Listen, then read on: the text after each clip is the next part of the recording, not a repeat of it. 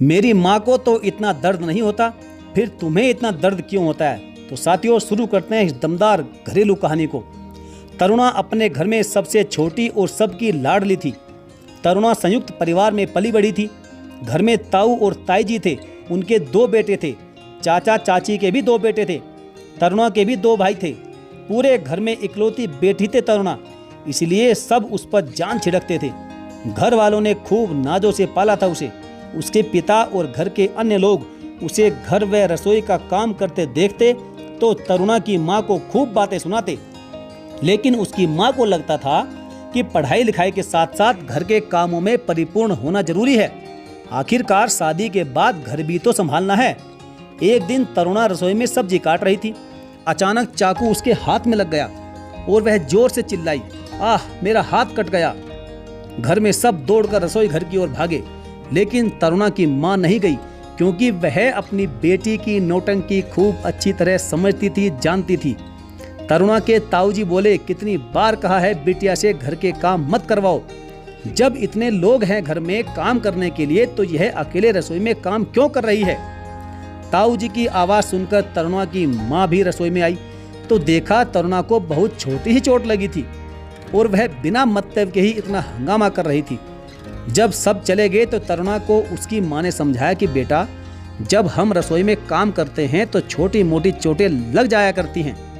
यहाँ तो तुम मायके में हो, इसलिए सबको तुम्हारे जरा सी चोट लगने से फर्क पड़ता है, लेकिन याद रखना, ससुराल में ये सब नहीं चलता। हाथ भी कट जाएगा या जल जाएगा तब भी तुम्हें खाना बनाना ही पड़ेगा। नहीं माँ, मुझसे यह सब नहीं होगा, और आप मेरी ऐसे घर में शादी करना जहाँ मुझे रसोई के काम न करने पड़े। इतना कहकर तरुणा मुंह बनाने लगी। उसकी माँ ने उसे समझाया, बेटा, कितने भी बड़े घर में तेरा रिश्ता कर दें, लेकिन काम तो करने पड़ते हैं।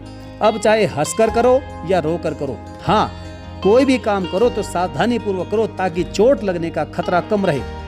माँ, तुम बस ज्ञान देती रहती हो। मैं जा रही हूँ, मेरे लिए तो तुम किसी सास से कम नहीं हो। इतना कहकर तरुणा अपने कमरे की ओर चली गई। कुछ समय बाद तरुणा की अच्छे घर में शादी हो गई। घर में झाड़ू पोछा और बर्तन के लिए तो काम वाली लगी हुई थी, लेकिन खाना उसे खुद ही बनाना पड़ता था। एक दिन काम करते करते उसका हाथ कट गया और खून बहने लगा। वो जोर से चिल्लाई। उसकी आवाज सुनकर उसका पति वरुण रसोई की ओर भागा। उसने देखा तरुणा के हाथ से खून बह रहा है।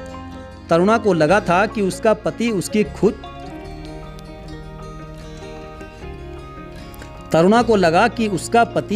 कुछ मदद करेगा, लेकिन वरुण बोला, अरे यार, इतनी छोटी ही चोट पर इतना हंगामा कर रही हो, कैसे कच्चे दिल की हो तुम। मेरी माँ को तो इतनी चोट लगती रहती है, वह तो कभी ऐसे नाटक नहीं करती। उनका तो हाथ भी कट जाएगा या टूट भी जाएगा तब भी वह खुशी खुशी सारे काम करेगी, और एक तुम हो जो नाटकबाजी करती हो। जब मेरी माँ को दर्द नहीं होता तो तुम्हें इतना दर्द क्यों हो रहा है। और इधर तरुणा रोने लगी और आज उसे उसकी माँ की बातें याद आने लगी, और वह सोचने लगी कि माँ सच ही कह रही थी कि शादी के बाद किसी को कोई फर्क नहीं पड़ता हमारे चोट लगने से। मन ही मन सोचने लगी कि ससुराल में क्यों सब इतने असंवेदनशील होते हैं। यह सोचते सोचते उसकी आंखों से आंसू बहे जा रहे थे। उसकी सासू माँ ने जब यह देखा तो उसे बहुत दुख हुआ, लेकिन उसे लगा कि बहू बेटे के बीच की कोई बात होगी, इसलिए उन्होंने चुप रहना ही बेहतर समझा।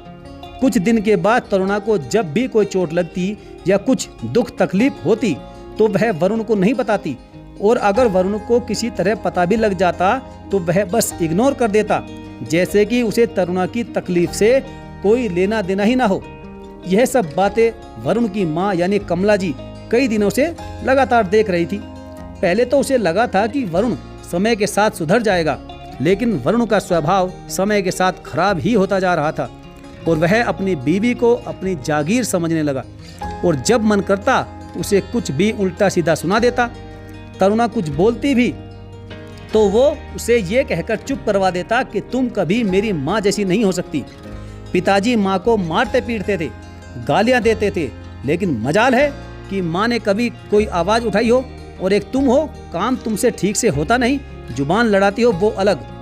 एक दिन कमला जी ने बेटे के मुंह से इस तरह की बातें फिर सुनी तो उन्हें लगा कि अब तो बात करनी ही पड़ेगी। इसके बाद कमला जी वरुण के कमरे में गई उस समय बहू रसोई में काम कर रही थी। कमला जी बोली, बेटा मैं तुमसे कुछ मांगने आई हूँ, क्या तुम मुझे वह दोगे? वरुण ने माँ का हाथ पकड़ते हुए कहा, अरे माँ कैसी बातें करती हो तुम, बस हुक्म करो, मैं आपकी हर इच्छा पूरी करूँगा। तो बेटा बहू को उसके हिस्से का मान सम्मान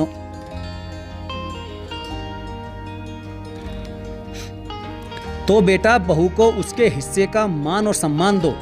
वह अपना घर छोड़कर हमारे लिए आई है, हमें भी तो उसे पूरी इज्जत देनी चाहिए।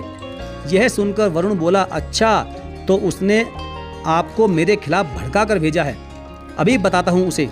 इतना कहकर वरुण कमरे से बाहर जाने लगा तो माँ ने उसका हाथ पकड़कर रोक लिया और बोली, मुझे किसी ने कुछ नहीं कहा, इतने दिनों से तेरा बर्ताव देख रही हूँ, इसलिए सोचा कि तुझसे खुद ही बात करूँ। और जो तू कहता रहता है ना कि मेरी माँ को दर्द नहीं होता, तो सुन, मुझे भी दर्द होता है, क्योंकि मैं भी इंसान हूँ। लेकिन जब भी कभी कोई तकलीफ होती थी और मैं तेरे पिताजी से कहती थी, तो वह भी वही शब्द बोलते थे जो आज तू तरुणा को बोलता है कि तुम्हें ही दर्द क्यों होता है, मेरी माँ को तो नहीं होता, वह भी तो सारे काम करती रहती थी, लेकिन कभी शिकायत नहीं की। शायद तेरे पिताजी ने तेरी दादी को चोट लगने और तकलीफ होने के बावजूद काम करते देखा था, और वही उम्मीद वह मुझसे करते थे, इसलिए वह मेरी हर तकलीफ और दर्द को अनदेखा करते रहे। अब तूने भी मुझे चुपचाप काम करते देखा है, तो यही उम्मीद तू तरुणा से भी करता है।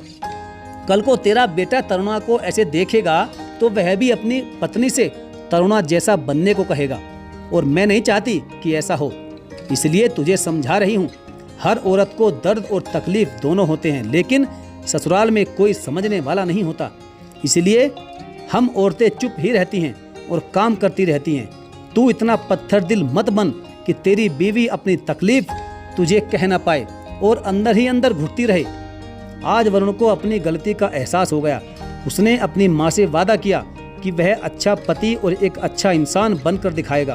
वह तरुणा के पास गया और बोला, मुझे माफ़ कर दो तरुणा, मैंने तुम्हारा दर्द देखकर भी अनदेखा किया और तुम्हें बहुत भला बुरा कहा। अब मैं अपनी भूल सुधारना चाहता हूँ। आज के बाद तुम्हें कोई भी दुख तकलीफ हो तो तुम मुझसे बेझिझक कहना, मैं हर कदम पर तुम्हारे साथ खड़ा हूँ। पति के मुंह से ऐसी बातें सुनकर तरुणा रोने लगी, उसकी आंखें भर आई। वरुण ने तरुणा को बाहों में भर लिया और चुप करवाया। कमला जी की समझदारी ने पति पत्नी के बीच के फासले को मिटा दिया। अब घर का माहौल और भी अच्छा हो गया था।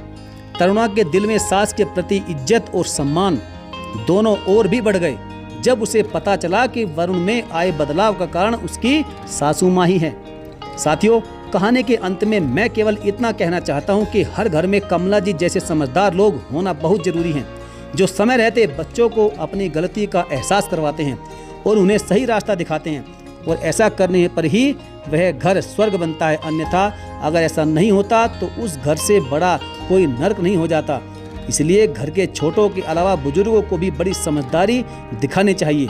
साथियों, कहानी अच्छी लगी हो तो वीडियो को लाइक करके चैनल को जरूर सब्सक्राइब करें, और हाँ, बेल आइकन को प्रेस करना बिल्कुल ना भूलें। तो चलिए साथियों, मिलेंगे फिर और किसी बेहतरीन और दमदार घरेलू कहानी के साथ। तब तक के लिए धन्यवाद।